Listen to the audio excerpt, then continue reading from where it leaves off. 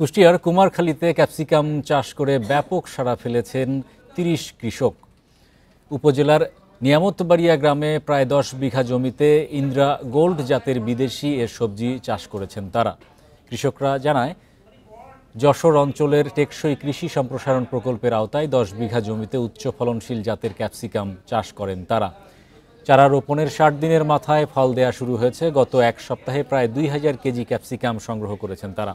প্রতি কেজি ১৫০ থেকে ২০০ টাকা দরে বিক্রিও করেছেন। খরচ বাদে প্রায় ১৪ লাখ টাকার বেশি মুনাফার আশা করছেন কৃষকরা। পরামর্শ, উপকরণ প্রদান ও প্রশিক্ষণ সহ নানাভাবে কৃষকদের সহযোগিতার কথা জানিয়েছে কৃষি বিভাগ।